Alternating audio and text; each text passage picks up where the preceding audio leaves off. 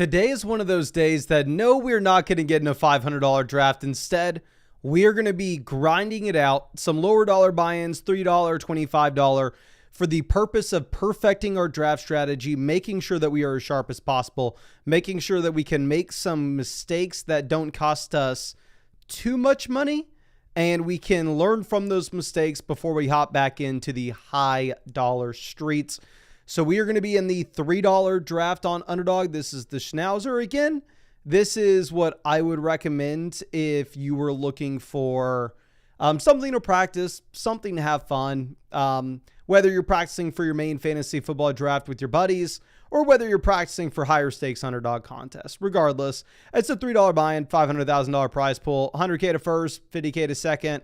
If you don't know how you get there, 2 out of our 12 people in this draft are going to advance to the fantasy football playoff tournament. Those would be the 2 highest scoring teams in weeks 1 through 14. And week 15, you'll be in a 10-player pool. If you're the highest scoring player there, you'll advance to week 16, where you'll be in another 10-player pool. If you're the highest scoring player there, you'll then advance to week 17, and you'll be in a 310-seat final. That's how you get like a $3 buy-in with $100,000 to first. And we are going to be in at pick 10. And compared to last season, where like last year I would get pick 9, I would get pick 10, and I feel like I would just lose my mind going, oh my gosh, this sucks. I don't know. I mean, it seems like you don't have a super strong advantage at any pick this year on this. I guess you don't really have that big of a disadvantage either. Like, I'm just kind of fine at whatever pick I get. But thank you, ladies and gentlemen, for coming out to this live stream. LC says, just ask God to let this noti come through on my phone 2 minutes ago. Perfect. And happy that you're able to make it out. Let me know if you're able to get in this draft with us. And obviously, if you want to be able to come out to these streams, hit the bell next to the subscribe button if you want YouTube to let you know when we're going live. What I've been trying to aim for is previously we were aiming for 8 p.m. Eastern. But now that I'm back in Austin, I've been kind of getting done with all my work at around I got done like an hour and a half ago. I walked the dog and then I came back in. I was like, what am I going to do for the next hour to kill before the stream? It's like, we'll just stream early. Puka Nacua goes at 6 ahead of Jahmyr Gibbs, which is noteworthy. Very rarely are you going to see that. I'm going to take Amon-Ra St. Brown ahead of Genty. Just based off the trends that I've been seeing in these drafts. Genty's falling. McCaffrey's rising. I bet you by the time we get to August, Genty will have a lower ADP than what you're going to get with Amon-Ra St. Brown. So we will go with St. Brown. Brian Thomas goes at pick 13. Asos asking how we did in the Schnauzer last year. I have no idea. And based off me having no idea, I'd imagine the answer to that question is bad. Let's see what we want to do on the way back around. I'm going to take Achane. Yes, I know people are going to absolutely hate us taking Achane ahead of Derrick Henry. Let's realistically go through and look at this. Because Henry crushed Achane last season, obviously. Not only from a cost-adjusted perspective where Henry was around 3 pick, Achane was around 2 pick, but also just raw fantasy points. If you're going to look at what you had from Derrick Henry last season, Derrick Henry comes through from a points per game perspective. Underdog's half PPR. What we're looking at is full PPR.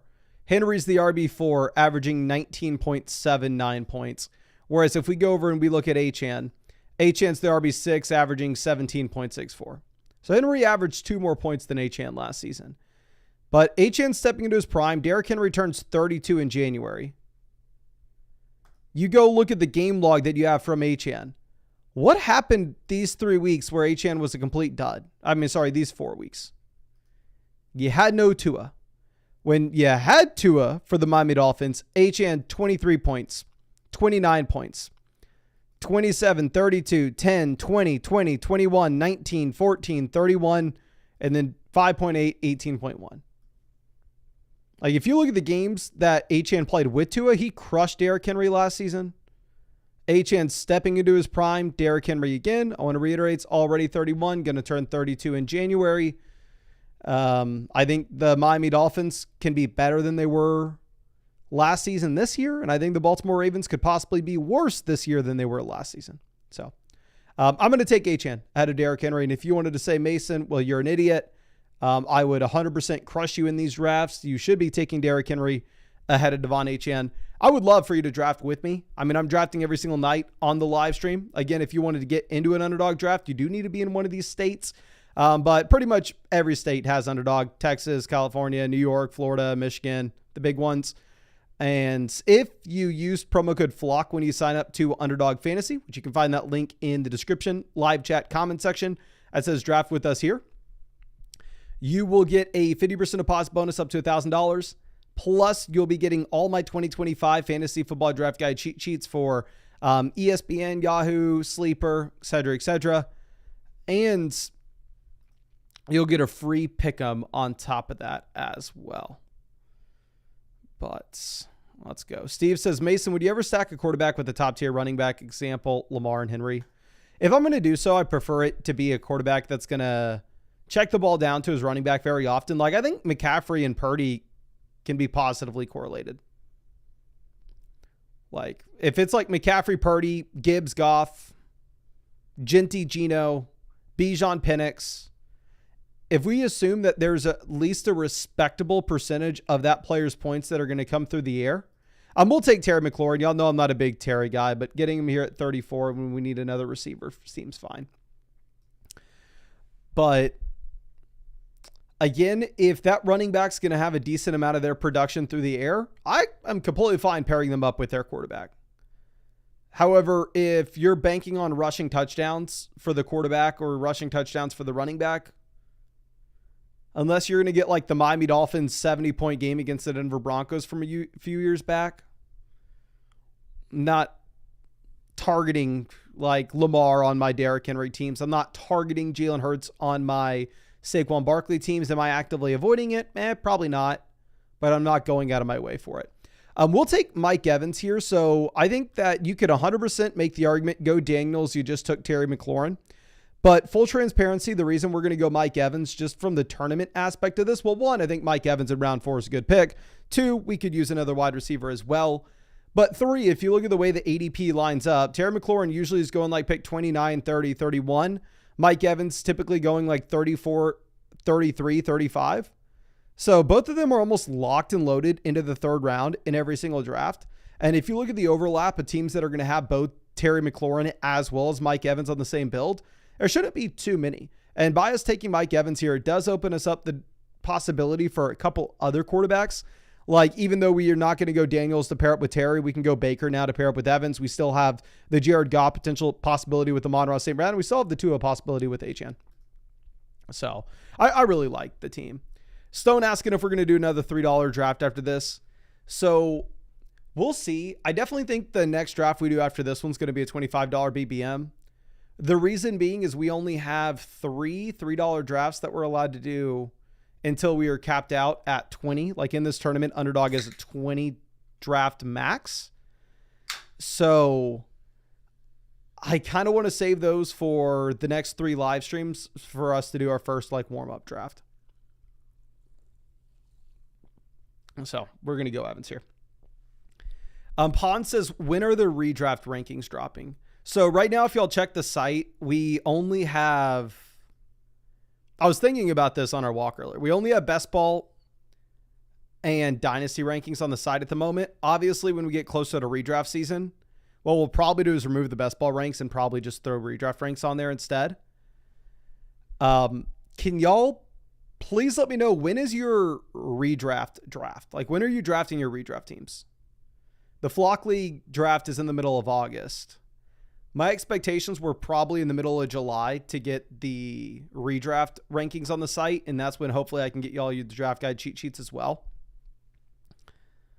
We got late August, Labor Day. When is Labor Day? When? My boss is an absolute ass, so I have to work on Labor Day, so I have no idea. When is Labor Day? Okay, September 1st. Late August.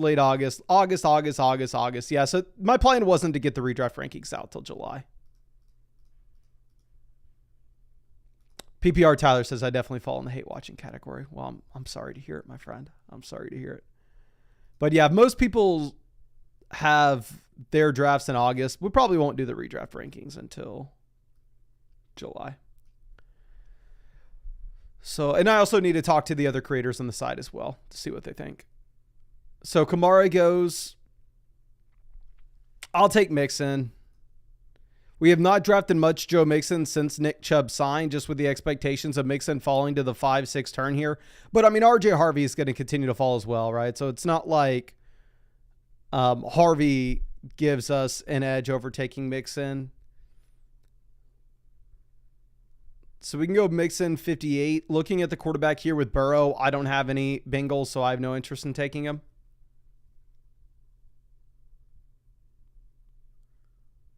Let's see what is this? Bud Gicks? Bud Gick is this team's name. Where are they going? They go Rome. I prefer Travion Henderson over RJ Harvey. I know y'all are absolutely going to hate seeing me do this, but I'm going to also take RJ Harvey here at pick 63, just looking at the context of these drafts. A lot of teams were drafted in this tournament where Mixon was going at the 4-5 turn. RJ Harvey was kind of going at the beginning of the 5th as well. So in terms of just us trying to get some unique combos from that fit a good roster construction perspective, I think Mixon Harvey is a unique combo the same way that Terry Evans is. We definitely could use a running back here. If I was just going to go off the top of my rankings, I would take Travion Henderson, but it's not like Henderson's in a completely different tier than RJ Harvey. So we'll take Mixon, Harvey. Am I bummed about it? Definitely not. Am I the most excited about it? No, I would have taken Kamara over both running backs, but we got sniped on Kamara at pick 57. And I would have taken Jalen Waddle over both running backs as well to pair with Achane and go for that Tua double stack later on. Okay. JP says, Mason, this is your boss. Please see me in the office tomorrow when you get in. Yeah, of course I will go and see you, but weird for me. I mean, weird for you to remind me that you're my boss, my guy. Weird for you to have to remind me about that. Jen says, so hyped for the Flock League next season. We are rocking right now the Flock League hoodie. And I don't want to get too excited, because I'm trying to have realistic expectations. But this year I hired an editor for the Flock League that his entire job is just the Flock League. Last year we had the editor of the Flock League also, like, he was editing other people's stuff, right? So there could have been like a lot of graphics mixed in. It could have been a better. Hopefully it's better this season. I'm going to say that. Hopefully the Flock League's better this year. Last year we had no preparation going into it. Had no idea people were going to like. No idea, one, it was going to be so much fun on our ends, and two, that y'all were actually going to like it.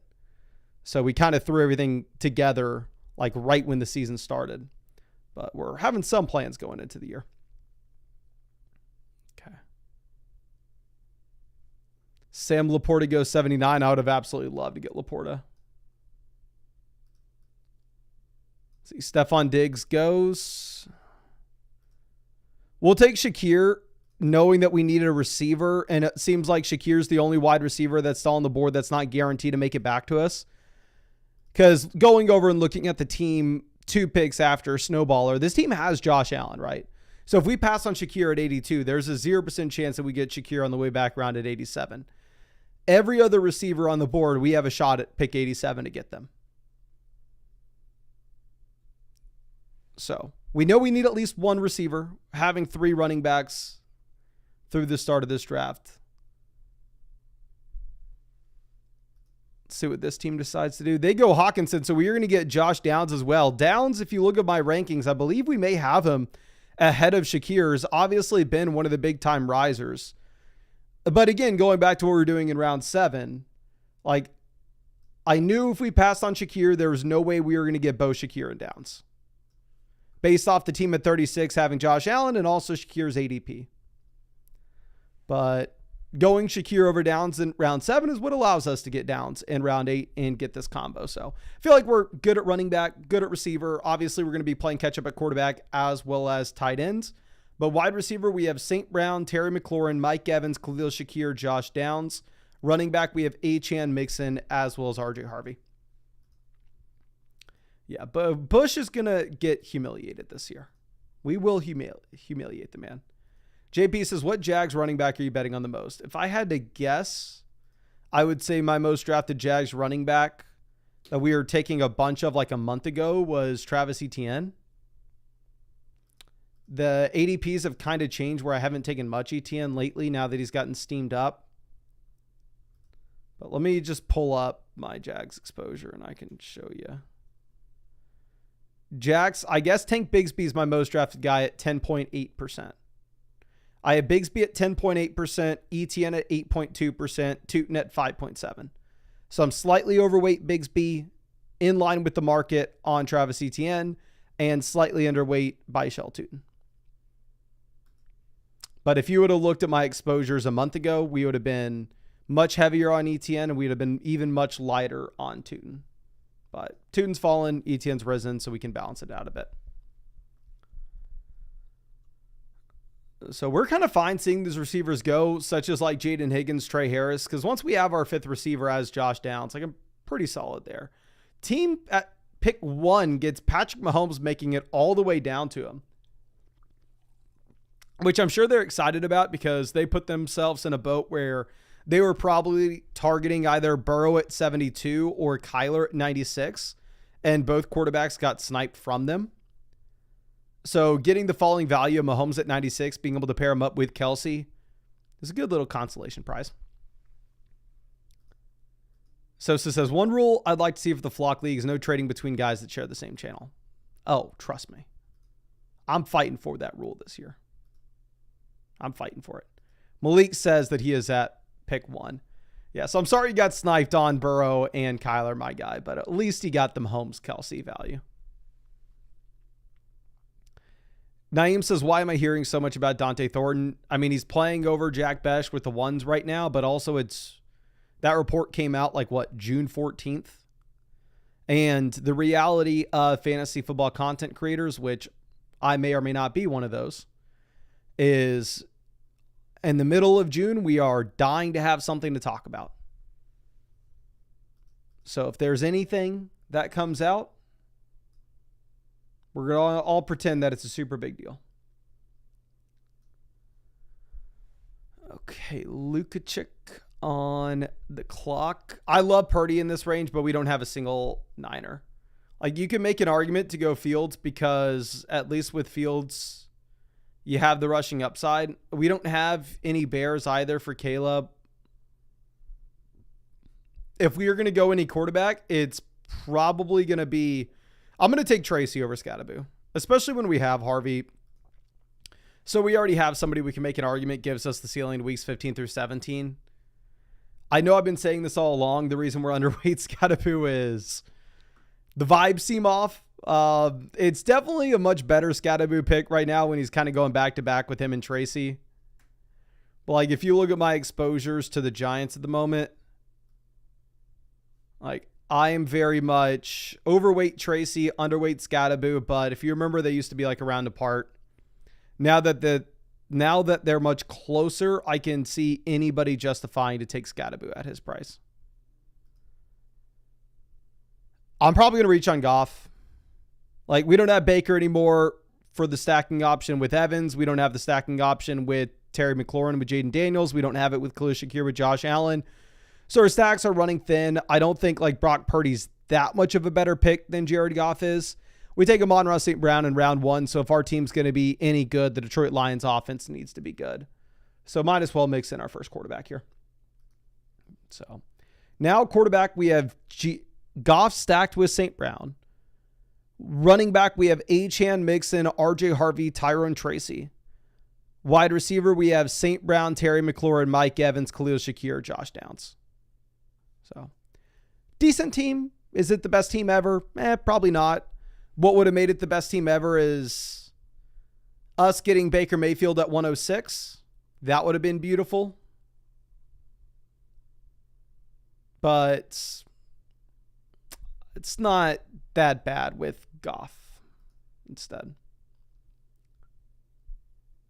Baseball Champ says, why not Charbonnet? Walker's always hurt. I think Tracy can just be the starting running back week 1. I don't think Charbonnet has any chance of being the starting running back week 1. Okay. Jay React says, what is the Flock League? I'm new here. It's a YouTube channel with me and a bunch of other fantasy football creators that we all play in one big fantasy football league. Everybody flies down to Austin for us to do the drafts. This year it'll be like in the middle of August. I don't remember the exact dates, like August 16th or something like that. And then we cover the draft with like a reality TV show style format during the season. Super fun. I mean, last year was the first year that we had done it, but it was the most fun I've had playing. Just to be completely honest with y'all, it's the most fun I've had in a single fantasy football league ever. And it's the most fun I've had playing fantasy football since probably like 2016. So. And also I genuinely, because like how it works is like on our end, like the workflow wise, is we're just randomly submitting clips to like a Google Drive, right? This year, we're going to hopefully have a better flow where I think we're going to do like a Discord chat. That way we can kind of see each other's clips and stuff. But how it would work last year is I would just record a bunch of clips of me rambling about nothing, upload them to a Google Drive. Everybody else would do the same. And the editor would like piece it all together to kind of tell a story. So I had no idea what the video was going to be like. We're going to take Dak Prescott. We don't have a single Dallas Cowboy, but we need quarterback points. Dak Prescott, 130. Just this kind of price point, I think that we're going to be able to just get enough points to possibly advance. And then hopefully we get a good Goff spike when we actually need it. But anyway, going back with that, I would also just have a ton of fun, like literally just watching the videos whenever they would come out, because we would premiere them. And it was some of my favorite times of the week is I was just be like on the exercise bike and be like, oh, I need to kill some time. Thank God there's a new Flock League video. We're going to take Loveland here at 135. We need a tight end. Loveland at this price point, in my opinion, is by far and away the best pick on the board. I know smart people disagree with me on that, but frankly, I don't care. And if you would have told me that we were going to get Loveland at 135, I would have just taken Caleb Williams at 106. And if we're looking at Dak Prescott, this does put us in a spot where obviously we're going to be targeting Jake Ferguson a little later, and we can always mix in Jalen Tolbert round 18.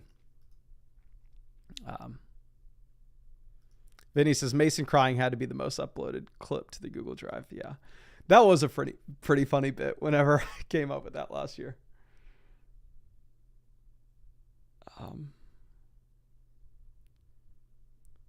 Alex says, your take on Jordan Mason, ?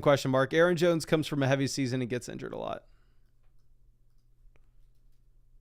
Let me pull this up.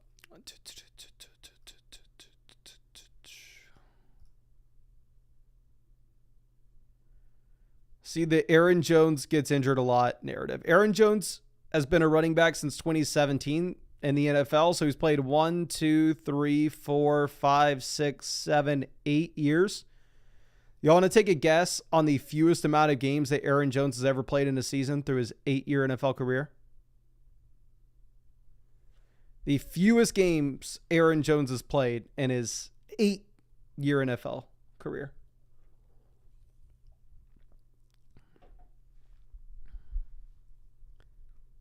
Pond asking if the Flock League is going to be the same. Everybody that was in the Flock League last year will be in it this year. We're going to combine the 3 developers of flockfantasy.com onto one team. So we'll have 2 open teams. We're going to give one of the spots to the editor of the league this year. And then the other spot we have open for a wild card, which hopefully we can get somebody cool. But we got 12, 13, 13, 8, 10, 11. The fewest amount of games Aaron Jones has ever played is 10. Not using this as an argument of like, oh, you shouldn't draft Jordan Mason. Aaron Jones isn't injury prone. I just don't think you can say like, oh, Aaron Jones is always hurt, so you need to draft Jordan Mason. If that makes sense. I'm not saying like not saying to use that as a reason to avoid Jordan Mason. I'm saying I just don't think you can use it as a reason to target Jordan Mason. Okay, this team has Andrews and Kraft, so I'd imagine we're safe from them taking Ferguson. The concern is going to be the squad after that has no tight ends. So we'll see if this team takes Ferg, which is exactly what they do.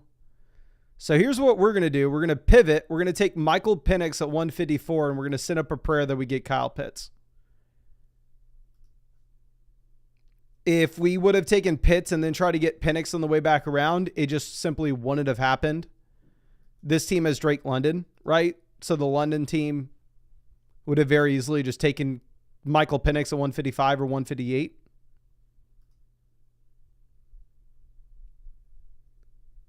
So McMillan goes 156. And then we're done at quarterback once we have our third QB with Michael Penix. Roshan 157.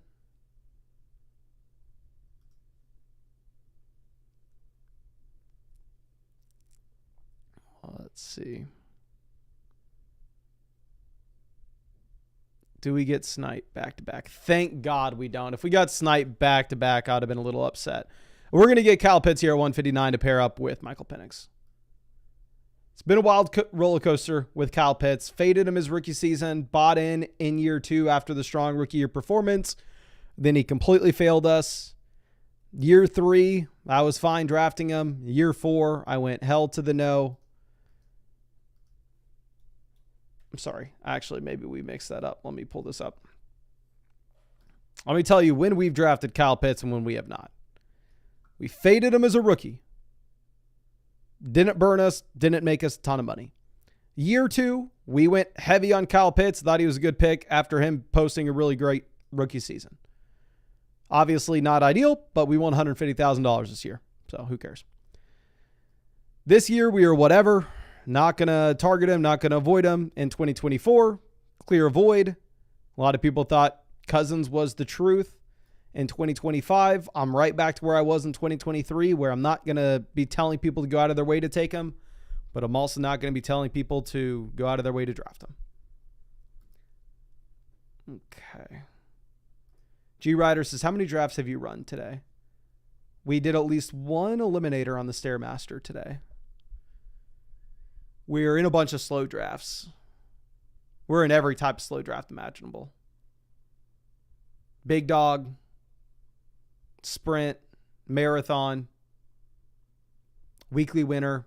I don't think I'm in any. What I decided is, I think all like the big tournaments that Underdog has, Best Ball Mania, the sprint, the eliminator, and weekly winners, I think I'm going to max out every single one. Last year, the only tournaments I maxed out, outside of like the ones that you could only draft 3 teams in, like all the flock leagues, obviously, I drafted all 3 teams. But in terms of like where you have a bunch of teams that you could draft, the only tournaments I maxed were BBM and the sprint. We advanced 41 sprint teams. We advanced 30-something BBM teams, got a team to the final. This year, I think we're going to max the eliminator, max weekly winners as well. I'm expecting to lose money with it. Obviously, thank God I'm sponsored by Underdog, or I would not be maxing all the tournaments. I'm going to take Brenton Strange here. Falling tight end value. We need a third tight end where Kyle Pitts, Loveland, we get 135, 159, both share the same buy. So we'll just take Brenton Strange, call it a day. And then we're only taking running backs and receivers through the rest of the draft. But I'm probably expecting to lose money in weekly winners in the eliminator. I just am not confident with my strategy whatsoever. I want to at least give it a try this season and see if we can do something. But I do not have high expectations. K. Dotton goes, Jalen Noel's been falling a ton in these drafts. I don't exactly know why. We don't have any rookie receivers. Looking at our... Do we take Justice Hill instead? 100 points last season. We're fading Henry. And at the same time, we're trying to make some type of argument that, oh, if the Baltimore Ravens lose more games, trail more games, you could see more Justice Hill. So I feel like we kind of got to mix them in a bit. And then we're just going to take wide receiver in the last 2 rounds. Preferably one of the receivers will be Jalen Tolbert to pair with our unstacked Dak. But Lee says, Eliminator, you need to pay attention to the bye weeks heavily. Yes, sir, we are doing that. General, like my Eliminator strategy is try to always walk away with 3 quarterbacks, 3 tight ends, and try to make sure none of the bye weeks are the same on those 3. Okay, let's see. Alex says, thoughts on the team at 8. Let's look at this. CMC, AJ Brown, Lamar. I don't like the Lamar pick here at 32. Just simply, one, I think that you'll be in some drafts where you can get either Lamar or Josh Allen at 41. And 2, with this as well, when you take AJ Brown at 17, I would rather have the possibility, it's never a guarantee, but the possibility of getting Jalen Hurts in round 5. So if I started CMC, AJ Brown, I'm not really going to be going Lamar in the 3rd. DK Metcalf, Jalen Waddle, Henderson, Diggs. I like the Drake May pick for these guys. Andrews to pair up. Overall, I like the squad. I think it's an extremely strong roster. The only thing that I personally would do differently is, again, I would try to get one of those quarterback values at 41 or try to get Jalen Hurts at 56 whenever I took AJ Brown there. Justin says, how's the team at 7? Let's see the team at 7. Gibbs, Ladd, Tyreek, Jameson, Ridley, Connor at 66, Laporte. I love this team. Igbuka at 90, Baker to pair up with Igbuka, Najee, Ramondre, Benson, Jaden Blue, Tua to pair up with Tyreek, Demario Douglas, Mason Taylor. I really like your team at 7. K-Rob says, are you running out of Schnauzers yet? Yes, I am running out of Schnauzers. I think I only have 3 left. So the next draft we're going to get in will be a BBM for the purpose of saving my Schnauzers for the next few streams. Luka Chick goes, Marshawn Lloyd. And we're only looking at wide receivers. Calvin Austin goes. I know everybody and their mom loves Thornton. Where's Tolbert?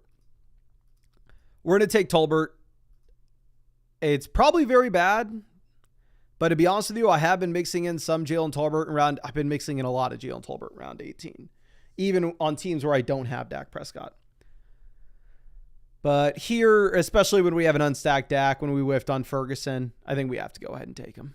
At least this draft, we're maybe justified in doing so. And I've been mixing in a lot of Amari as well, but it seems like every day that goes by and Amari's not signed makes me a little bit more scared. And I'm getting flashbacks to when I took a lot of Will Fuller and he never signed. So instead, we'll just take Dontavian Wicks and say F it. So overall, I like the team. Am I going to sit here and act like this is the best team ever drafted? No. Quarterback, we have Jared Goff paired up with Amon-Ra St. Brown. We have Dak paired up with Tolbert. We have Michael Penix paired up with Pitts.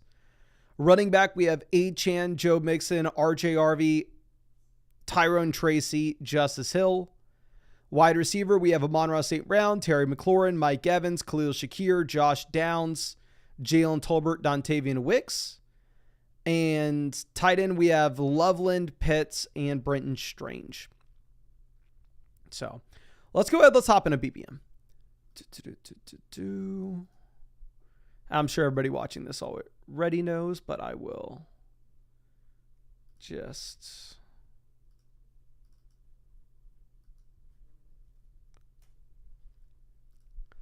Ooh, we get the 101. And we'll be taking Chase. We botched a $500 draft to pick one yesterday. It was a tough scene. But just in case you don't know, I'm sure you already do. Largest fantasy football tournament on the planet. Best Ball Mania. $25 buy-in, $15 million prize pool. $2 million for first, $1 million for second, $500K for third. You actually get some pretty big prizes for the regular season as well. Like regular season scoring, just who scores the most points weeks 1 through 17. I think that's 10% of the prize pool. So I think it's $1.5 million in prizes go to the regular season scoring. But if you're looking at just the playoff tournaments prizes, how you get to the finals, you have to be one of the 2 highest scoring teams in your 12-team draft in weeks 1 through 14. Week 15, you'll be in a 13-player pool. You have to be the highest scoring team then. Week 16, you'll be in a 16-player pool. You have to be the highest scoring team then. Then you go to a 539-seat final. My experience in this tournament is couple years back, I got 16th place. 16th place this year would win $70K. Back then it was $10,000. And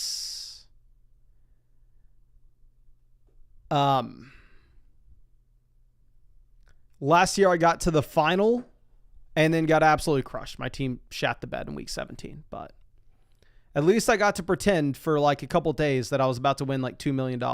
And like, it was almost so here's what's embarrassing, to be honest.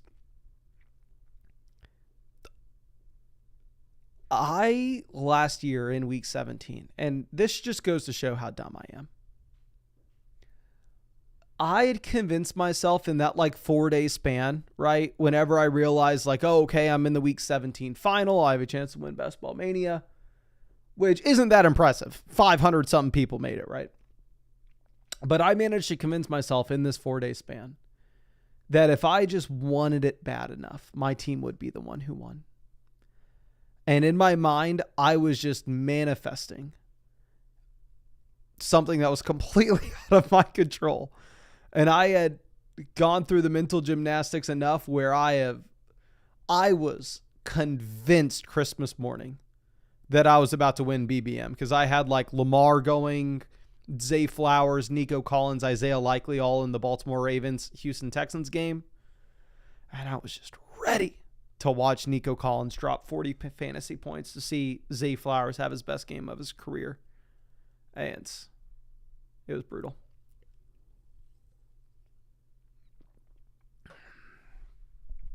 But let's move this over. Dylan says, sad Mason died. You're a little delulu. That is true. I'm a little delusional. Zach says, when you make the 540-man cut, do you draft a new team, or is it just your same team? It's your same team the entire way. I really thought it was going to be a Christmas miracle. I was telling all my family, and I'm sure I told y'all this a bunch. I was telling all my family, hey, this game is massive. I was explaining to everybody what Underdog was. I was explaining to everybody what Best Ball Mania was. I was telling them, like, these are the guys that we need, blah, blah, blah. We have to have the game on the TV. And I thought it was going to be some magical thing where I watched again Nico. And I was just like thinking, I was like, oh, I can't wait to like be in first place and then take a screenshot of my team, tweet it out, go like, look who's winning Best Ball Mania. Go on the live stream that night, go look. And then it just all crashed and burned. I did get a lump of coal for Christmas. Doc says, I think it's sometimes smart to pull up a late third-round player that never makes it back for a chase for a unique team. 100%. I think it, like, almost doing the same thing at the 1-2 turn, right? Like, taking, like, Ginty and then, like, Higgins. Or, like, Nico and Higgins. Just mixing in, like, here at the 2-3 turn, a player that goes to the 3-4 turn always to have that unique combo in the tournament is ideal. I don't really do it much in streams just because I don't want to hear 1,000 people scream at me going, oh, my gosh, how could you ever take Breece Hall there at pick 24 ahead of Josh Jacobs? So I don't do it too much. I think we're going to take McBride for sure. McBride's slowly but surely becoming one of my most drafted guys, and we'll just keep it boring. We'll take Jacobs. So this is a very common start from the one hole. Like, this is not a unique build whatsoever. This is like one of the most common starts you can have. And again, I will reiterate, I'll show you all why Trey McBride's slowly but surely becoming one of my most drafted names. And it's because if we go ahead and look at what McBride did last season and we compare this to all the other receivers going in this range, like, let's just pull this down so you can kind of see who's going, right? So let's look at all the players that go after McBride. McBride, 15.61 fantasy points. Where is Marvin? 11.56. Where was Garrett Wilson? He'll probably be in a lower volume passing attack this year. 14.82. I believe Devontae Adams is the only wide receiver that goes in round 3 that averaged more points than Trey McBride last season. And obviously it's not as simple as just drafting whoever averaged the most points the year prior. If it was that simple, it wouldn't be a game because we'd all know how to do it. But I think Trey McBride can even get better this next season. Give this dude an average touchdown rate where he doesn't score 2 TDs off of 111 receptions. Let this man score 9 touchdowns off of 111 receptions, and see that points per game mark go up from 15.5 to 18. And also, I know, like, yes, Kittle was absolutely crazy last season, and Kittle looks set up to crush as well. But the difference there for me is Kittle's going to be 32, whereas Trey McBride's about to turn 26 in November. So McBride's stepping into his prime. So I'm going to keep drafting a ton of McBride. Unapologetically so.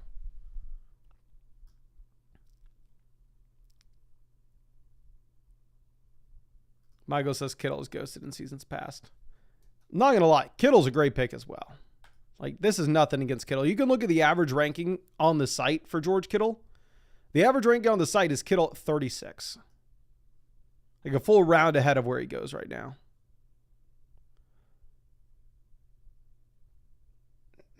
Kittle's crushed his entire career. Kittle's set up for a ton of success as well. I think you can make a very similar argument that Kittle here at 48, 49 outscores the wide receivers that go in the early 5th round.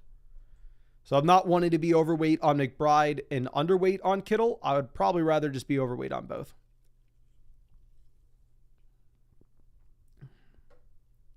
Xavier Worthy goes 45. James says, opinions on if Kyron gets an extension for dynasty purposes. For dynasty purposes, how I view Kyron in my mind is he is in the boat of player at running back that you're treating. Oh, hell yes. This is literally exactly what I would want. Also, 2 players that always go at the 4 or 5 turn, but 2 of my favorite values in drafts at the moment. We will happily take Amari and Hampton and Cortland Sutton. Happily take Hampton and Sutton. But like Kyron from a dynasty perspective, it's a year-to-year projection. If Kyron completely shats the bed this year, he will be useless. He will be meaningless in dynasty going into the future in 2026 and beyond.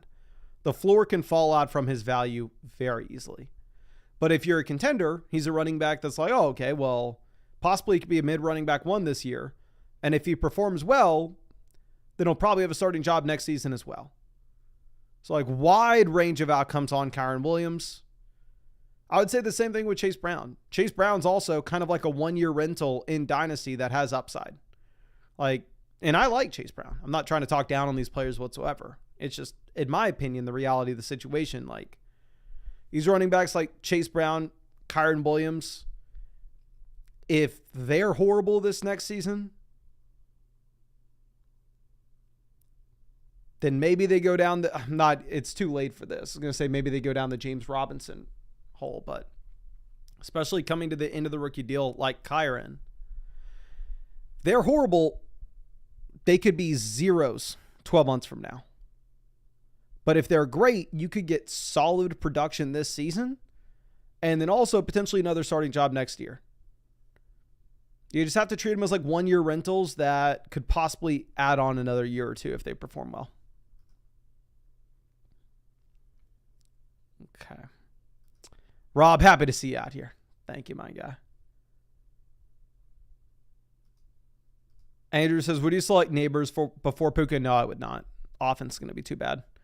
We whiffed on Neighbors last year. I mean, we were tweeting out saying that, yeah, like Neighbors is one of the best wide receiver prospects we've seen in forever. It's probably going to be one of the best wide receivers in the NFL, but we don't want to draft wide receivers that are going to be a bottom 5 offenses. If you look at the historical data, that player never turns into a league winner. Taking him in the 2nd round seems very aggressive. You need an outlier. And what did Malik Neighbors do? He turned into an outlier. The dude had a 35% team target share. Absurd. We've never seen anything even remotely close to this. But at the same time, I do want to kind of circle back. You don't want wide receivers in garbage offenses. Now, I'm slightly ahead of market on Malik Neighbors this year because I do think that the Giants have more upside at quarterback, because if Russ is bad, like the Giants have 2 options at quarterback this year. Russ may be okay. And if Russ isn't okay, if Russ is absolute garbage, maybe Jackson Dart's good. Who knows? So, I've taken more Malik Neighbors this year at a higher price than where we took him last year. Obviously, we are wrong about the last year call. But this season, like I just think that Puka Nacua had 4 yards per route run last year? 4.07 yards per route run was the wide receiver 3 from a points per game perspective. Projects out to being a great offense. Devontae is about to turn 33 years old. No part of me thinks Devontae Adams is going to be the wide receiver 1 over Puka. So I am completely fine taking him. What sucks is we're probably not going to get Burrow. The team right before us has T. Higgins. So if we were to get Burrow, I'd be very surprised.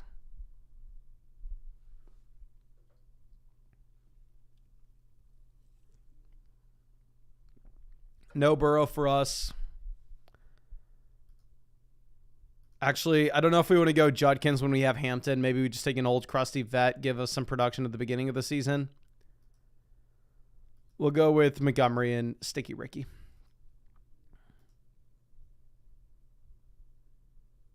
Sticky Ricky obviously gives us an option at quarterback later on with Purdy, which is something that we need to think about. Like, one, I don't want to take Debo because the dude weighs 240 pounds now. And 2, I don't want to take Debo because we have no quarterbacks through the first 7 rounds. So we do need to be thinking about our quarterback options later on. And specifically with Debo Samuel, Jaden Daniels is already gone. So that doesn't open us up to another QB option. Okay. Yes, of course. If you all not done so already, go down there, hit that like button, especially if you want us to get in 3-4 drafts. We'll stream as long as y'all want. JP says, should we be fading Judkins more? Bad offense, playing from behind a lot, slow start as a rookie, etc. Or is he a good value at ADP compared to the other options around him? I'll show you how much Judkins I have.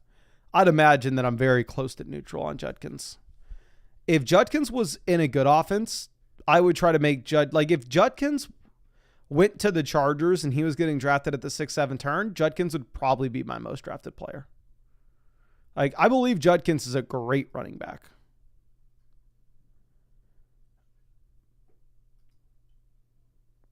So it's hard for me to try to fade a prospect that I think in most scenarios he goes to, he's more expensive than Cleveland. Looks like I'm overweight Judkins. I have 12.7% Judkins.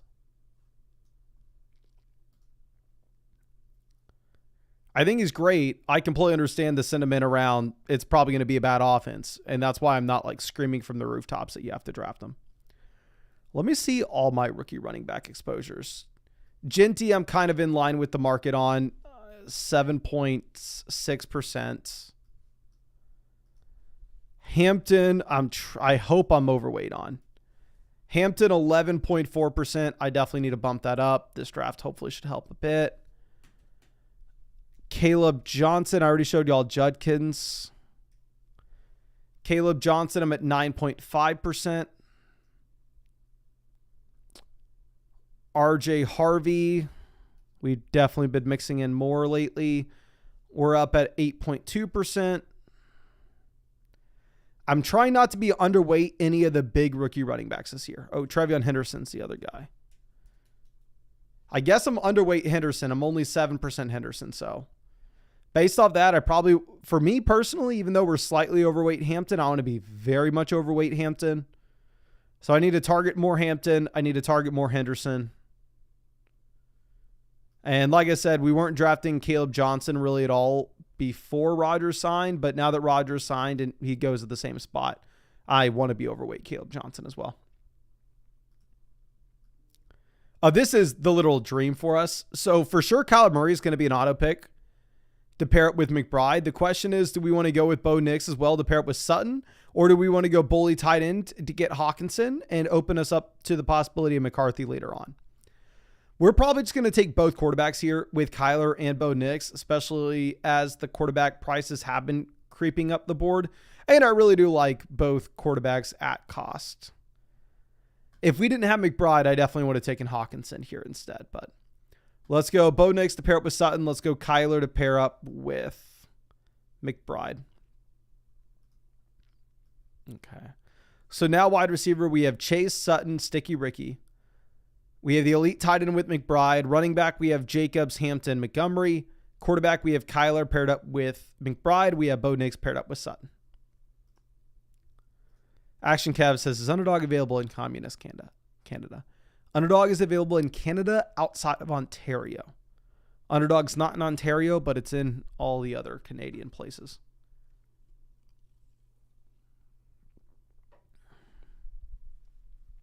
Happy to see you, Antler Eyes. Happy to see you, my guy.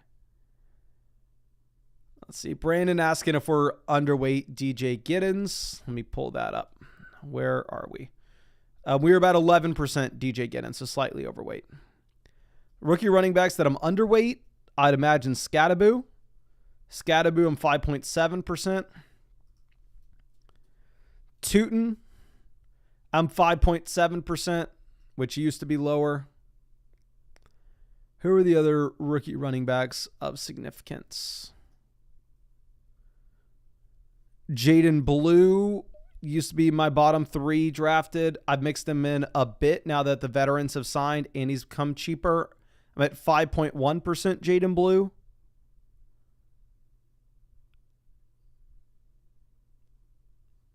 Hunter, I'm definitely underweight.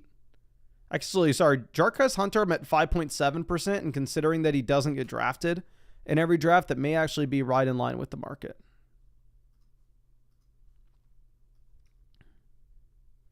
And then hopefully I have very little Devin Neal. Devin Neal, actually, I have too much Devin Neal. I have Devin Neal at 6%. Wilden says, what percentage is considered over and underweight? So 8.3% would be the average if you just had, like if you just say ADP always stayed the same and you just took whoever was at the top of ADP in every single draft. And of course, this means ADP is always the same. It didn't change at all through the course of the season. Because if a player is rising in ADP and you're never reaching, then you're going to have like a very low percentage of a riser, such as like J.K. Dobbins, right? If you're only just taking whoever's at the top of ADP, you're going to be very underweight J.K. Dobbins.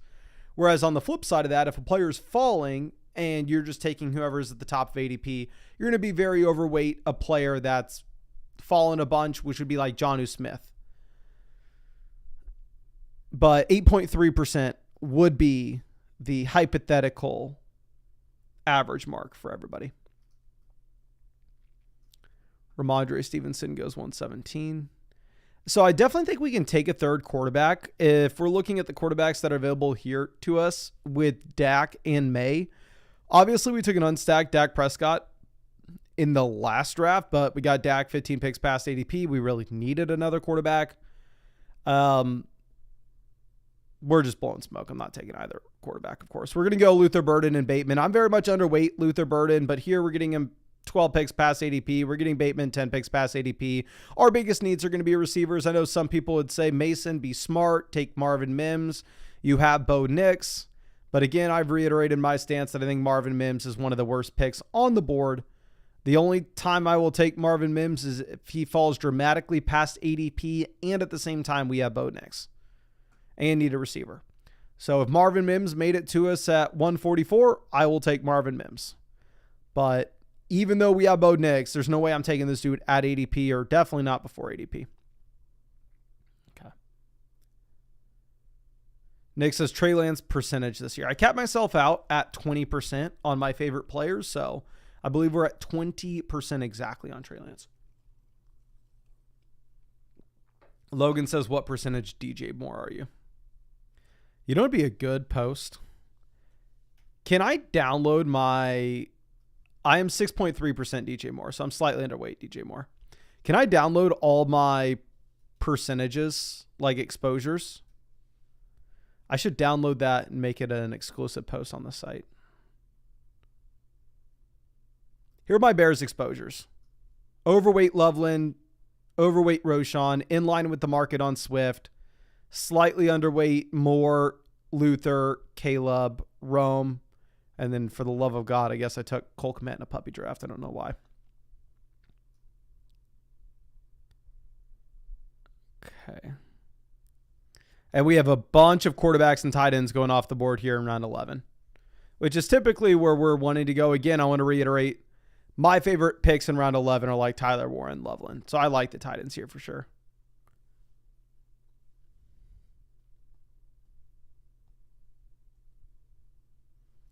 People telling us to get the Rome numbers up. I don't know. Torsten says the GOAT P. Ryan is back with the Bengals. When's the last time we saw P. Ryan? Is he on the rankings page on the site? No, he's not. I can't even pull up his stat. Actually, maybe. I didn't have running back checked. No. P. Ryan's not even on the site right now. I can't even pull up the last time.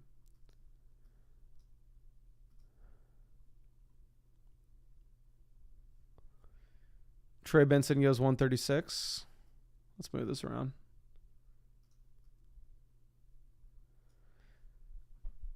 So quarterback, Kyler, Bo Nix. Running back, Jacobs, Hampton, Montgomery. Wide receiver, Chase, Sutton, Ricky Pearsall, Luther Burden, Rashad Bateman. Tight end, Trey McBride.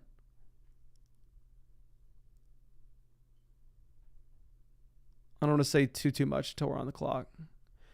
If McCarthy makes it to us at 144, our decision to take Bo Nix instead of TJ Hawkinson was horrendous. I think it's probably going to happen.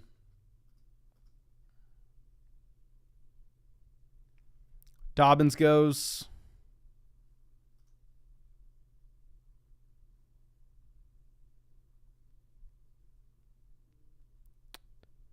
Oh, are you freaking kidding me? Quentin Johnson's going to be one of these picks for the brand. Do we go with McCarthy in the 13th just for the advancement, even if we don't have the stack? And you have no Minnesota stacking options late. I'm not mixing in one of their gross receivers in round 18. I refuse. Do we go Ferguson, call it a day at tight ends? I'm going to take McCarthy for the points. I'm sorry. Smart person's probably not doing this. Smart person's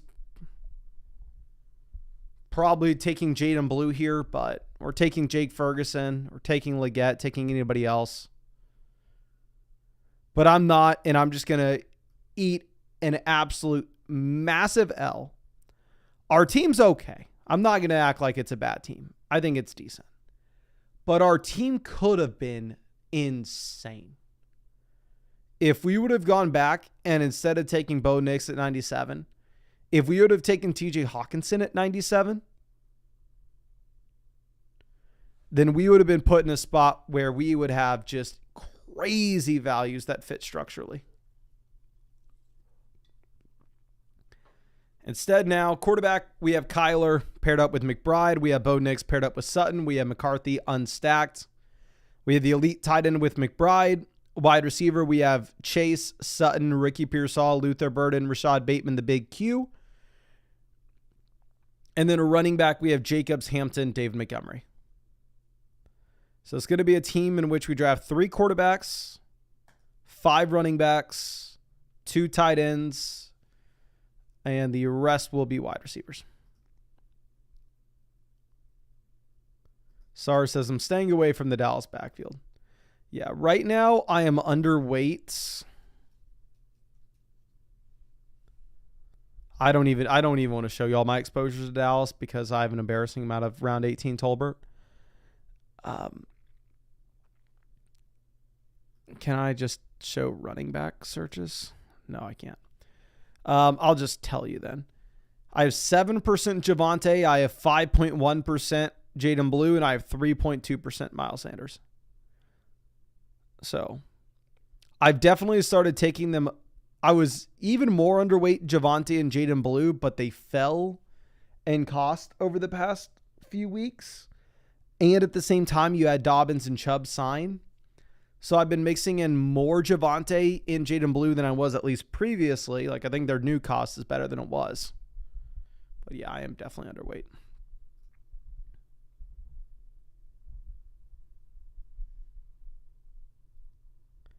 Brett says, I'm at 414 drafts. What percentage of player will you say is far overweight? So it all comes down to your personal preference. A general rule of thumb for me is I will never have a player above 20%. The reason for that is I know I'm an idiot and I know I get things wrong all the time. Sometimes my 20% cap has helped. Sometimes it has hurt. The instance in which it hurt is you go back to 2022, the year that I won 150K, had some of the best advancement numbers you're ever going to see. Jacobs was my most drafted player. Mahomes was my second most drafted player. Like Kenneth Walker was my third most drafted player. Like if you went through and looked at the list of league winners, it was a magical season that I'll never be able to repeat ever again. But like the 5 biggest league winners were my 5 most drafted players. So we had a phenomenal season, but it could have been much, much better if we would have allowed ourselves to draft over 20% of them. We're going to take Eckler here as our 4th running back, get some usable weeks when we're only drafting 5. And we'll go Palmer. I hate the Joshua Palmer price, but we never take him. We need a receiver, 20 picks past ADP. If we're ever going to take him, might as well take him here. But so it hurt us in 2022, us capping ourselves at 20%. But I can go back to 2023, I believe. Had to have been 2023. It's the year that after Trey Lance went down for the season and Brock Purdy broke out. Very early in best ball drafts in May and June, I was drafting all the round 18 Trey Lance I could get, thinking that he had a shot at the starting job, thinking, oh my gosh, if he can start for this coaching staff with these weapons with rushing upside, quarterbacks that run the ball are going to score a lot of points, and I think most quarterbacks in this situation can find success. I drafted a lot of Trey Lance in round 18. Now, if I wouldn't have capped myself, and if I would have let myself draft 70, 80, 90% of the dude, your boy's season would have been a lot worse. But I capped myself at 20%. Then the second he got traded to Dallas, I was like, okay, well now obviously there's a 0% chance I'm ever drafting this player. And then so our exposures fell dramatically as the offseason went on. So it all comes down to like your personal preference on like your willingness for risk / upside. Maybe 20% is the number I use. Maybe it's wrong. Maybe it's bad. If I was more confident with myself, maybe I would go heavier with my most drafted players. Like I have the big Q at 20%. Exactly. I just checked. It's like 20.3%. And because I'm very much willing to say like, oh, I think Quentin Johnston's a much better pick than Trey Harris at cost. I think the big Q could outscore Trey Harris straight up. But on the flip side of that, I know I'm dumb enough to just get that completely wrong, and Trey Harris could make the big Q completely irrelevant. Quentin Johnston could play behind Mike Williams. Who the hell knows?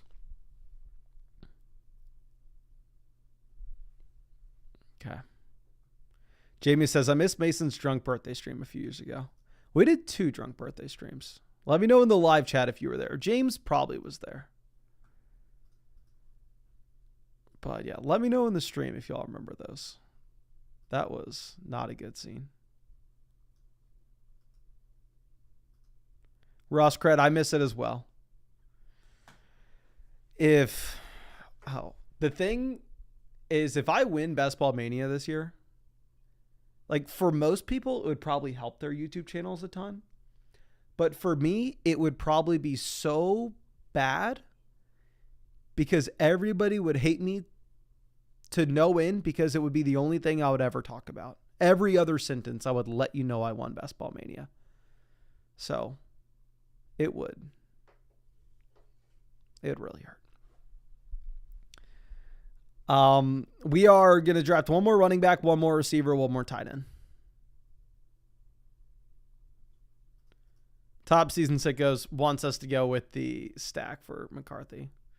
I already said this with the McCarthy pick, and it's probably why I should not be taking McCarthy where I did, but I refuse to draft any.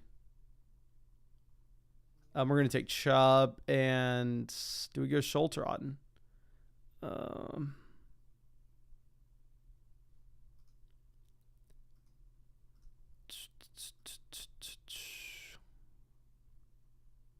think I may go Schultz. Spam the chat. Do you want Schultz or Kate Otten?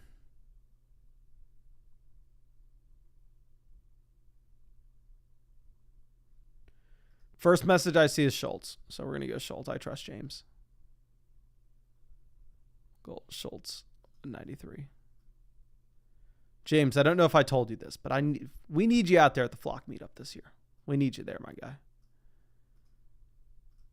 But looks like the majority of the people in the chat wanted Kate Otten. I apologize for upsetting y'all. Let me go ahead and show off this team.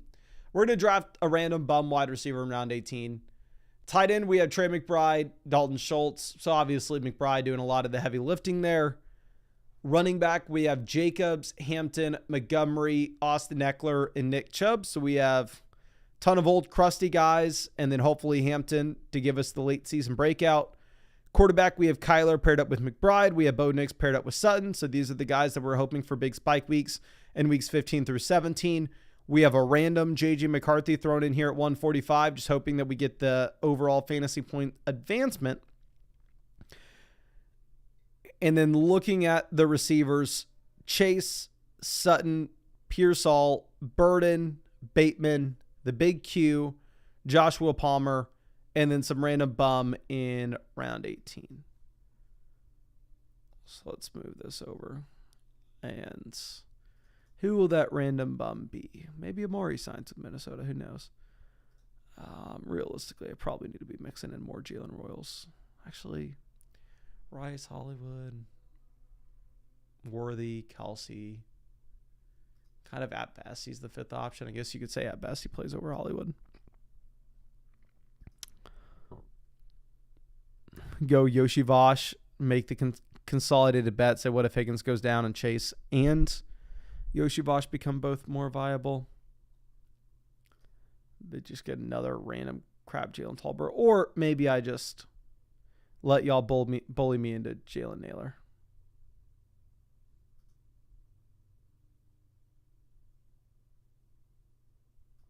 Ross Kretz says Tesla week 17 with Minnesota.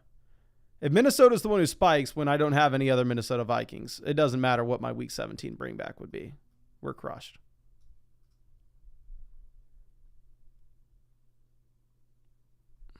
If the chat could agree on what was the Vikings receiver we needed, maybe I could go with it.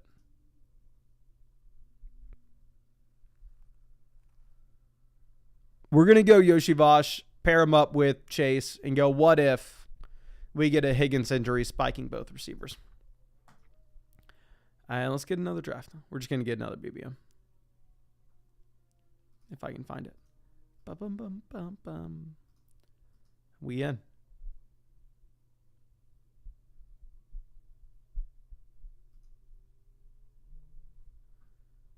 Okay, we're in at pick numero 8.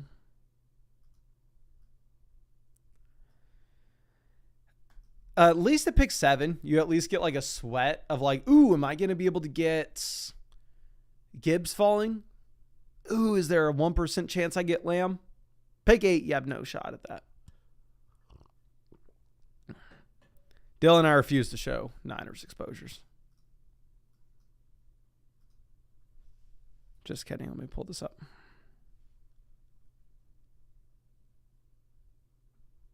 $49ers, I am in line with the market or slightly overweight everybody except Jawan Jennings and Isaac Garindo. Where I'm underweight Jennings and Garindo. And in line with everybody else or slightly ahead.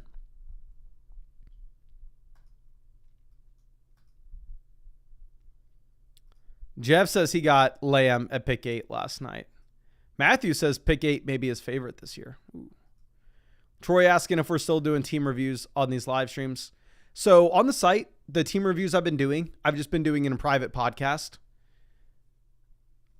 Now that I'm kind of settled in, we have more time. Maybe I should fire up a team review stream on the Dynasty channel. Cash Ward says he needs more Elijah Moore. I've not taken Elijah Moore a single time. Elijah Moore this year feels like Chase Claypool from last year. Let me pull this up. Have I drafted Elijah Moore once? No, I have not. When's the last time Elijah Moore was relevant?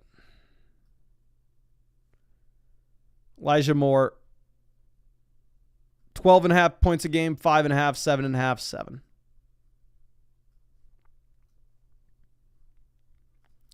To be fair, we're going to take Puka ahead of Malik Neighbors. I mean, we talked about why already. To be fair to Elijah Moore, he has played with two of the worst run organizations in all of sports with the Jets and the Browns. Maybe things change with some new scenery, but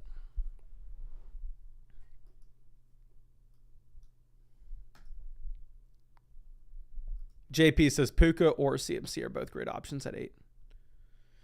Yeah, I am slightly underweight Puka, even though I'm not trying to be. I don't know if it's just because I've been taking CMC ahead of him. Also, did y'all see that my offer to buy the Lakers actually went through? So it's a big day for yours truly. Obviously, I'm not getting all of the Lakers, but I am providing the funding for the purchase. So I didn't know if we were going to be able to push it through. And we got the job done. Super exciting. And I want to thank everybody who helped out along the way. Thank you for everybody using code FLOCK and Underdog. I wanted to be able to afford it without y'all. Okay. Genty makes it all the way down to 14. That team at 11 gets St. Brown and Genty. Vinny decides to pass on him. Whew.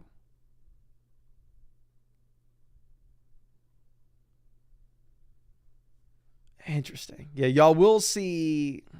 Here's what we're planning on doing with the Lakers. So I know a lot of people thought like, oh, 10 billion, that's a lot, blah, blah, blah. They don't see the vision. That's their problem. We're going to take A.J. Brown at 17. The hope is that we get Jalen Hurts at 56. If you get like A.J. Brown at 18, 19, 20, you're a lot more likely to get round 5 Jalen Hurts, but we can possibly push it. But so a lot of people thought like the 10 billion for the Lakers was a little too aggressive, yada, yada, yada. How are you going to make that back, that money? I am going to change the structure of the organization. I first am going to be trading Luka. Now, I know y'all are going to say, oh, okay, Mason, that's crazy. Why are you going to trade Luka, one of the best players in the league? The Lakers just got him. Well, every new owner needs to put a stamp on their team. And I have had my own scouting department for years. Luka won't even need to move out of Los Angeles because we are going to be trading him to the Chargers. We're going to be getting back 2 players in return. We are going to get back 1, our new point guard, Trey Lance. And 2, obviously, this goes without being said, we need a new shooting guard. Bronny's not really cutting it for us. Another guy that's on that same organization, the Big Q, will be coming in. So we will get new faces in the building, new culture, and we'll make it work. Yeah, Luka's going to be a mean goal line option. You may want to start mixing in some Luka in round 18 in your underdog drafts. You may want to. That team at 1 goes with the James Cook pick at 25. So I know we already talked about like mixing in a player that only goes at the 3-4 turn there at like pick 25 to have a unique build with Chase and Jacobs. The reason I don't like the James Cook pick there is James Cook has an average ADP in the middle of the 4th round. So I know for a fact, I personally have been able to get James Cook at pick 48 and pair him up with Jamar Chase there. So like if you're going to reach on somebody like that, I would probably rather reach on like a Breece Hall. We will go with Chase Brown as our first running back off the board. I know we've showed this a bunch, but one, I guess people are a little more excited about Chase now that Dobbins and Chubb are signed. But if we just go back and look at last season, after he took over as the starter, 26, 22, 19, 19, 24, 26, 14, 13 fantasy points. Super high floor ceiling combo. Thomas says he likes the Gibbs team so far. My favorite team is probably the CMC team. My favorite team is probably CMC. You go CMC, Ladd, McBride. If I would have got McBride at 32, y'all would have seen me lost my mind. Tom says Brees should still be the 105. That's a hot take. Brees here goes to Kale at 34.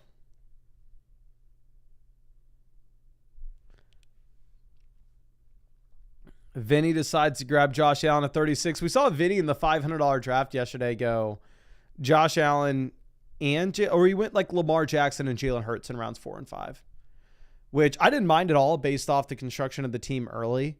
What I hated from Vinny, however, was after going with those two quarterbacks, then following it up with Joe Flacco in round 18. Like once you go QB in like rounds 4 and 5, there's no way you can take the third. Bobert says he thinks Brees is a strong pick at 3-4 turn. Yeah, Brees, I know we made the video of like our top 5 most drafted running backs, but the time we made that video, he was there. I don't know if he still is. I would hope so.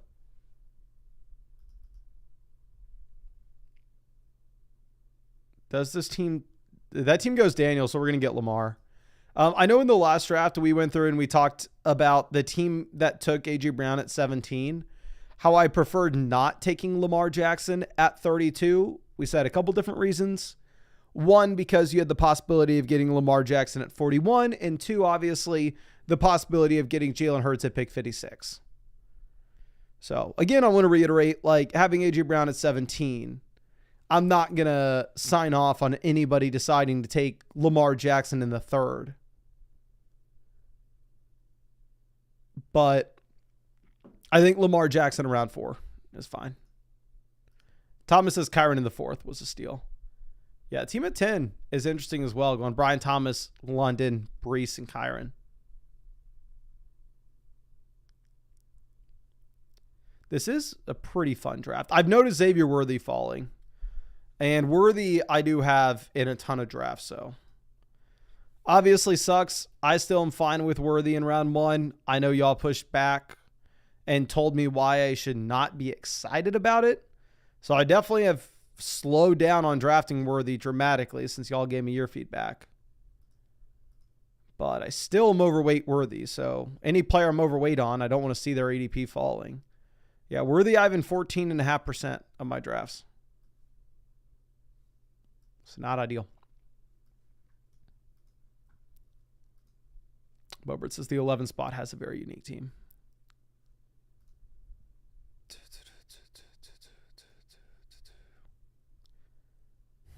Oh, that team at 3 goes Mahomes for the Rice Worthy stack. You could have got Mahomes at 70.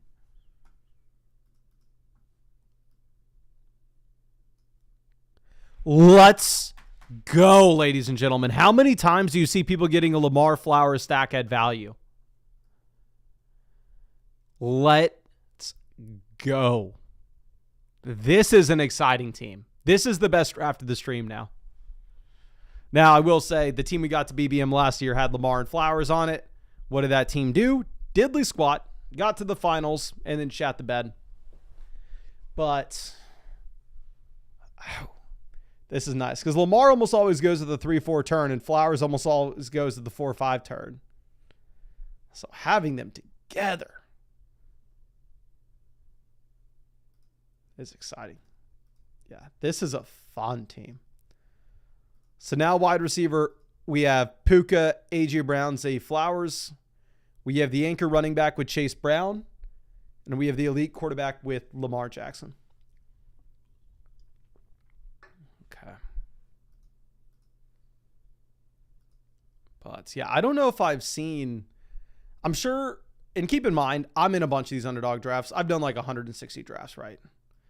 So like realistically, when I'm in a draft, I'm not really looking at anybody's team but mine, unless like say I'm going to pick at like 46 and then I need to figure out what I think the teams at like 47 through 50 will do. Then I'll take a little sneak peek at their teams, but it's not like every draft I'm in, I'm super analyzing the board. I'm kind of zoned out and looking at my squad. So I'm sure it's happened before, but I can't remember seeing a Lamar Flowers pairing outside of an instance in which somebody takes like Lamar in round 3 and reaches on Flowers in round 4 to get the unique combo. And now we get a strong running back with Kamara at 65. I prefer Kamara over Harvey and Joe Mixon post Nick Chubb and J.K. Dobbins signings. I know Akers goes over to New Orleans, but I couldn't care less about that. I think that just impacts Devin Neal. But this is a beautiful team. Nick says Lamar Zay happens more than anything. Maybe it does. But for me, like, what's the ADP lineup on this? Lamar 36, Zay 52. So look at the board. If Lamar's ADP is 36, that means Lamar's going at 34, 35, 36, 37, 38, 39. He's always going at the 4-5 turn. I'm sorry, 3-4 turn. If Flowers is 52, it means he's going to like 52, 51, 50, 49, 53, 54, 55. So the overlap of those picks is kind of non-existent. They're on the two opposite ends of the board. And it's early enough where you don't see wild deviations in ADP.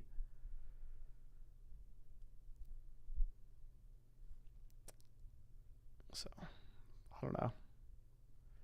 Big Sonny says, would you ever consider drafting Andrews and Likely on the same team? If I got him at a value, yeah. It's not like I have Andrews and I'm going out of my way to try to draft Likely afterwards.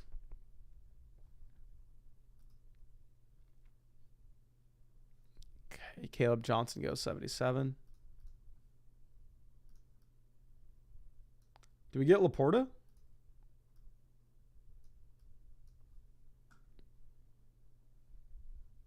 Yeah, this team ahead of us has McBride, so I'm assuming we get Laporta here. Even just looking at the projections of Laporta versus the receivers. Not saying this is a guarantee by any means, but Laporta straight up projects to outscore the receivers. So we'll take him. Also gives us another option at quarterback where we can be going with Goff later. Since we have Flowers stacked up with Lamar, it's not as important to get Andrews. And the Andrews-Lamar stack is going to be very common if you look at the ADPs and where they line up on the board.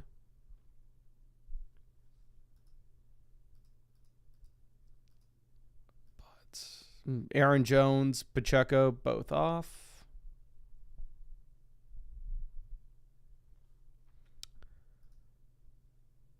Sanchinico says Josh Allen's wide receiver 1 in round 7 is crazy. Can y'all remind me, where was Khalil Shakir getting drafted last year? Like, how much cheaper was Shakir last season in comparison to this year? Off the top of my head, I want to say it's not that big of a difference. Like, has Shakir risen 1 to 2 rounds? Is that it?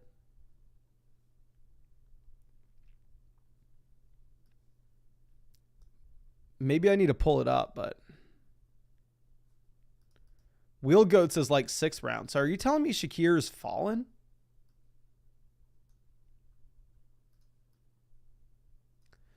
Downs goes, Cooper Kupp's a big faller in these drafts. Baker, we don't have any potential stacks. We go with Ibuka and hope that Baker comes back around.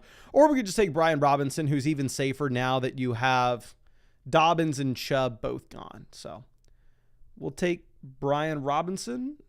Very boring pick, but I think we just get some nice projections at running back.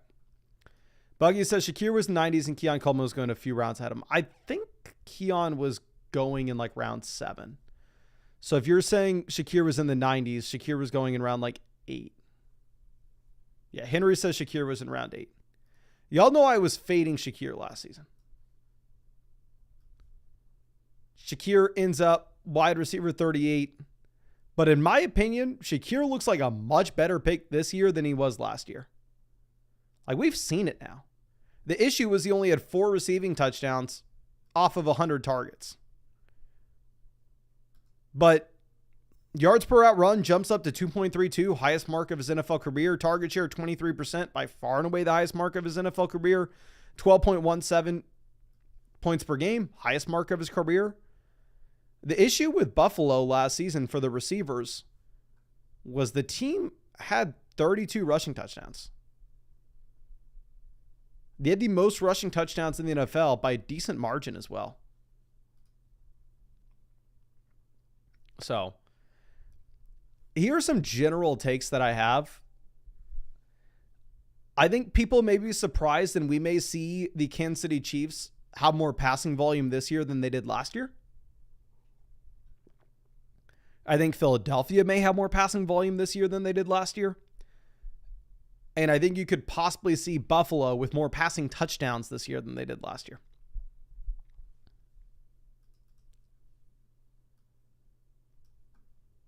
Okay, let's move this over. Scatterboo goes 102. I'm going to actually, do we have any Purdy? No, we don't have Purdy. Andrews kind of seems like an awkward pick here. We go Andrews. We're done at tight ends. Half it. Why don't we just do it? Get the Lamar double stack. It's not that I love Keon. I don't like taking Trey Harris here either. We're going to go Mark Andrews at 104, and we'll be done at tight ends. I don't love it, and it could definitely be the wrong call. I think it would be the right call if we didn't have Flowers, but because we have Flowers, I think we have the optionality where we don't have to take Andrews here. And there's a good shot we would have got Andrews on the way back around at 113 anyway. Just that, like, Keon, Trey Harris, kind of whatever picks for me. The ideal would have been that we had a Niner previously and we could have gone Brock Purdy.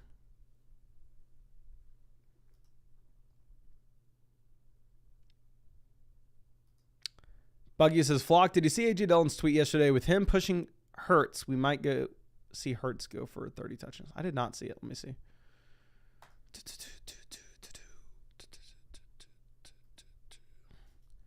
A.J. Dillon.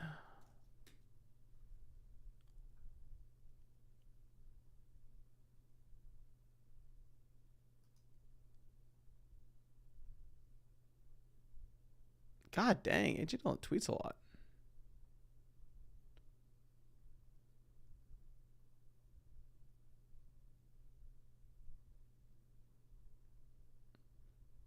Yeah, I have no idea. I have no idea what tweet you're referencing.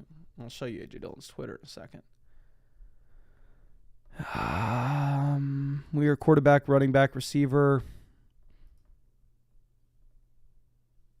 If we need a receiver, we have Lamar. The reason Bateman goes here is strictly for the Lamar stack. So here's the bet we're making. Lamar leads the NFL in passing touchdowns.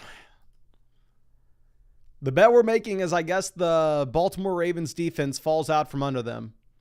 And the Lamar onslaught built with Lamar in the 4th, Flowers in the 5th, Andrews in the 9th, Bateman in the 10th somehow gets there. I do not like what we did in rounds 9 and 10. But it is what it is. Here's A.J. Dillon's Twitter. He bought a Sophie Cunningham Explorer Edition Victory Navy jersey.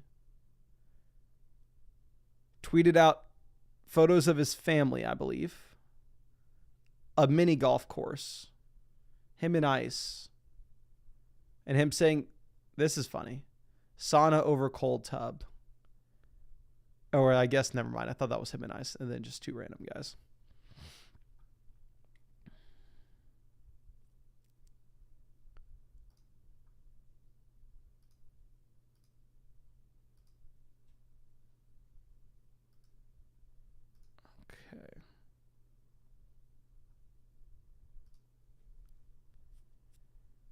Javonte goes 120.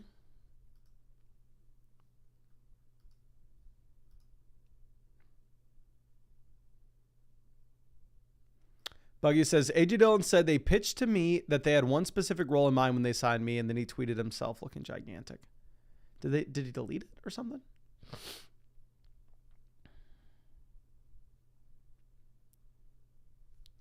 Tajay Spears, Jordan Love, go. What's going to suck is my favorite. This is why I don't like the Andrews pick. I already know my favorite players on the board here at 128 are going to end up being tight ends. And I'm done at tight end with Laporta and Andrews.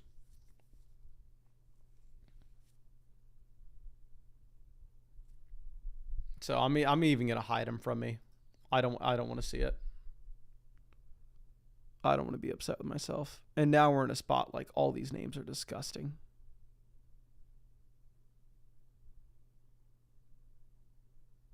Thank God we took Bateman in the last round. F it. Do we go Kyle Williams? No rookie receivers yet. Y'all know I do not like the Kyle Williams price. We have a bunch of old crusty dudes on the team. Maybe we say, oh, we need some production at the end of the year. Attached to a good quarterback. Very little competition. Realistically, can New England just sign Amari? Help my round 18 Amari shares.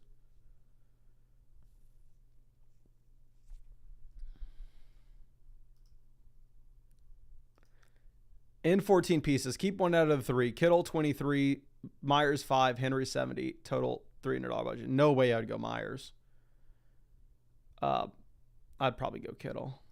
You know, when it comes to keeper auction leagues, you definitely know your league better than I do with what players are going to go for in cost. But there's no way in hell I'd go cheap out and go Myers. You're either getting Kittle or Henry.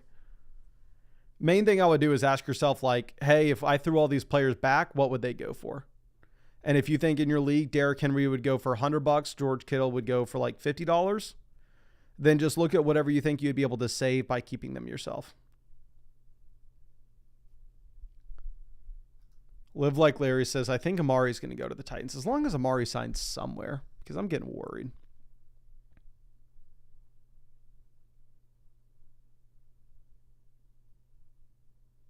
God.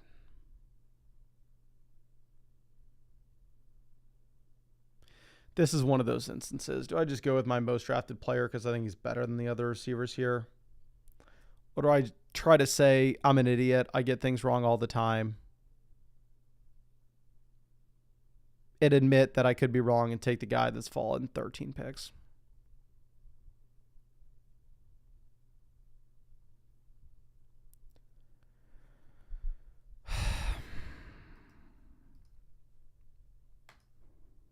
We'll go with the latter. We'll take Mims.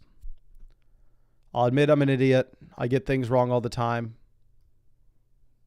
Maybe Marvin Mims is him this season.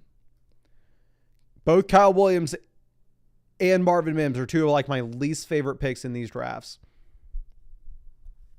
But both of them are attached to good quarterbacks in offenses where you don't have a lot of competition. So maybe I'm wrong and smarter people than me are seeing things that I don't.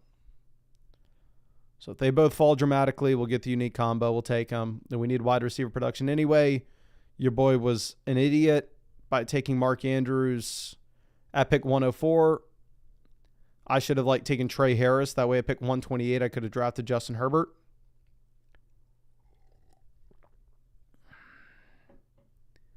And then also here in round 11 or round 12, I could go with a tight end.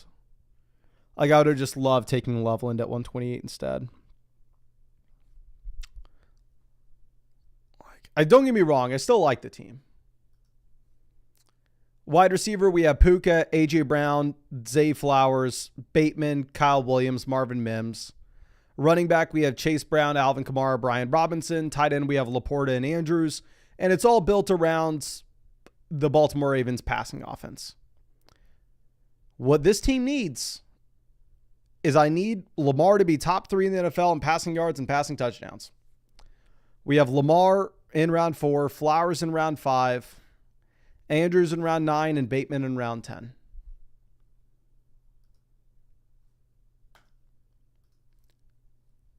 That's what we need. Who knows if it happens?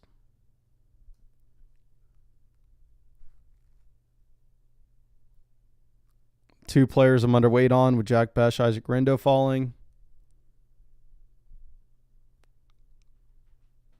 Besh goes. We have a couple different running backs we can get on the way back around at 161. Wide receiver wise, like Adam Thielen's the guy. We can't go Pitts with Penix. We're going to go Leggett here. I've drafted a lot of Leggett. I don't feel great about it. But Leggett gives us the option to go Bryce Young in the next round.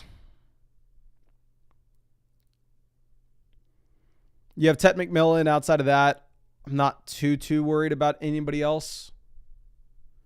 It's not like the running back or tight end is going to demand a super high target share in this offense. If we're looking at Grindo, the reason I'm underweight with him is even if McCaffrey were to get injured, I don't know if you could guarantee that he's the guy. So Bryce Young goes at 155. That team has Ted McMillan, so not going to fault them for taking Bryce Young at all, right?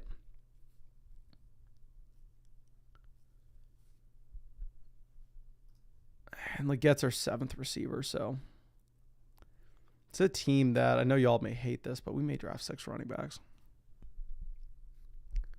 Depends on what happens over the next few rounds. Thielen goes 158.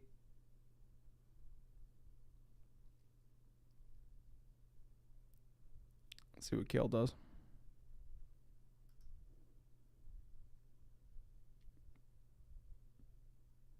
Thank God. I just didn't want him to take Stafford.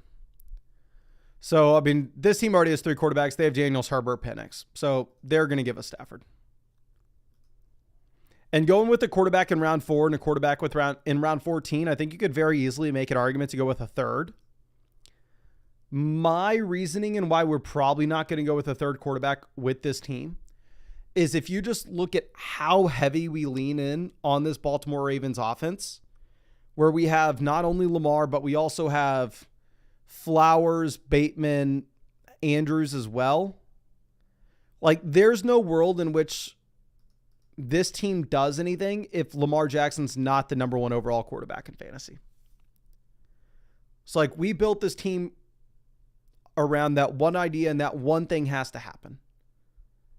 So, like, if you just had, like, Lamar and Bateman, you could make an argument, oh, take a third quarterback. Maybe you need one to advance, and maybe Lamar just goes nuclear in week 16 and week 17. But here, I need Lamar to have a nuclear season from weeks 1 through 17 anyway. So I don't know if it accomplishes much for us to take another quarterback in round 15. I think I may rather just go with the 6th running back here. Justin says, are we going to see a 4th draft? I have no idea how many likes we are at. If we hit 400 likes on the stream, we'll get a 4th draft going. So if you have not done so already, go down there, hit that like button. Okay, Zach Ertz goes.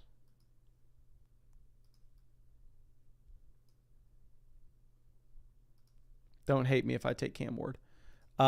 We are sitting with, I think we probably need another receiver. Like, it seems like we drafted receivers highly, but my issue is I see Bateman at pick 113. When I see Bateman, I'm like, this dude's a bum. So I kind of ignore the fact that I took him at 113. When I see Kyle Williams, I'm like, oh, this dude's a bum. I ignore the fact that I took him at 128. When I see Marvin Mims, I'm like, this dude's a bum. I ignore the fact that I took him at 137.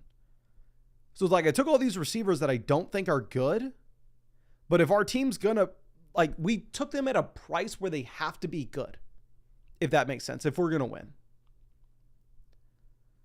So I don't know if we can justify taking the 8th receiver, even though when I see the names I want to, but when I see the round investment, I don't need to. I'm going to have to phone a friend. I'm going to have to call somebody in here to get some help. Okay. I get one of these a live stream, phone a friend, special guest. Y'all are going to be real surprised. It's Miley. Girl, why are you running over here and hiding from him? Come say hi. Come over here. All right. She's hiding from y'all. She just wants under the desk. Okay. We'll move this over. Okay. So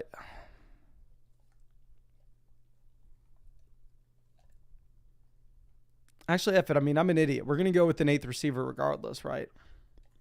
It's more like I feel like I should go with the 9th, but we're not going to allow ourselves. And no way I take Hopkins here. Dalton Schultz goes. Yes, Vinny says nice haircut, Miley. Miley's rocking her Texas girl haircut.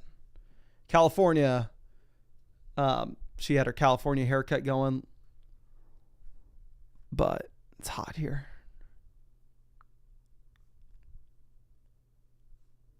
We're going to take Demario Douglas as our 8th receiver. We have Kyle Williams. We can take both Demario Douglas and Kyle Williams on the same squad. And this could work out a couple different ways. 1, if Stephon Diggs turns out to be complete dust. 2, if Drake Mays is better than what people are expecting. So we'll see. I like the team. I need to stop being so down. It's just I took a bunch of players I don't like. But I think structurally, draft strategy-wise, I think it was solid. Quarterback again, we have Lamar, and we built around the entire Ravens offense. Lamar's paired with Flowers, Andrews, and Bateman. We also have Matthew Stafford paired up with Puka Nacua. Running back, we have Chase Brown, Alvin Kamara, Brian Robinson, Rico Dowdle, and we'll take another running back in round 17 or 18. Actually, I'm sorry, we're going to take 2 more running backs. And wide receiver, we have Puka Nacua, A.J. Brown, Zay Flowers, Rashad Bateman, Kyle Williams, Marvin Mims, Xavier Legette, Demario Douglas. And then tight end, we have Laporta and Andrews. I like the team. JP says, when you draft 200-plus teams, why not have a team like this? I like it. I like it. Just again, my issue is like this. These 4 picks felt very bad. The Andrews, Bateman, Kyle Williams, Marvin Mims picks. But we are in no man's land here in rounds 9 and 10. We just go with the guys that correlate with Lamar. In rounds 11 and 12, I can't take a tight end. These quarterbacks don't pair up with anybody on our team. The running backs are kind of garbage as well. So we just go with the following wide receiver values, even if I don't like them. And then I think like 13 through 16 solid. So we're going to grab 2 more running backs. Brian wants us to go with Devin Neal. I'd go Devin Neal if Akers didn't sign. But like Devin Neal, we don't even know if he's the running back 2 in the worst offense in the league, right? I don't want to take somebody who could possibly be the running back 3 in the worst offense in the league. We'll go Chubb. I've noticed Chubb falling a bunch. I mean, this is the second time in the live stream we've got him like 20 picks after ADP. So let me know if there's been any word out of Houston of like why Nick Chubb should be falling this much. But he's definitely been somebody moving down boards. The issue with Chubb is even if Mixon were to get injured, Chubb's not going to have third down work. Like instead, the running back that will actually have that third down work would be Woody Marks. So like Chubb, the upside is you get a random touchdown here or there. And you have a first and second down handcuff behind a bad offensive line if Mixon goes down. Dylan Sampson, Rashad Smith. So the running back that I kind of want to take here in round 18 may not fit the team. It fits the team. We just have so many old crusty guys that kind of want to take a rookie, but I don't think we're gonna. Dylan wants us to go Giddens. My thing is, like, I've been taking a lot of Hunt here.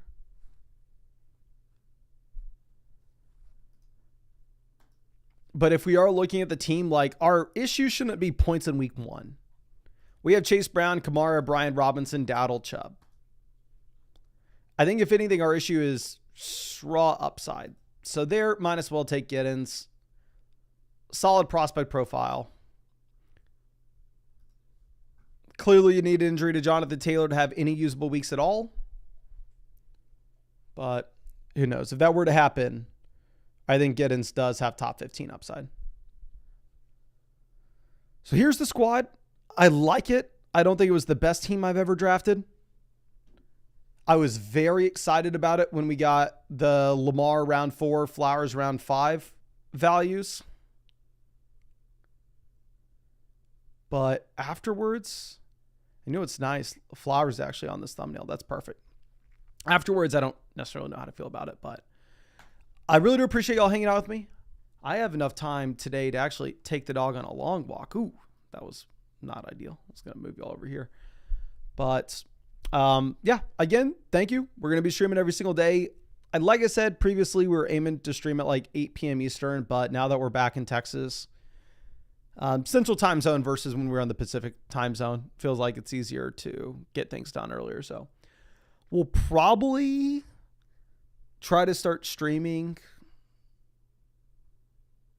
I don't know. Just make sure you hit the bell next to the subscribe button. What I can probably say is we'll be streaming anywhere between 5 p.m. Eastern and 9 p.m. Eastern. How about that? We're going to start the stream anywhere in that window. And I'll try my best to nail down a time. It's summer, baby. What do you want from me? Appreciate it, ladies and gentlemen. Thank you so much for hanging out with me. And I really hope you get to see you out with the live stream tomorrow night.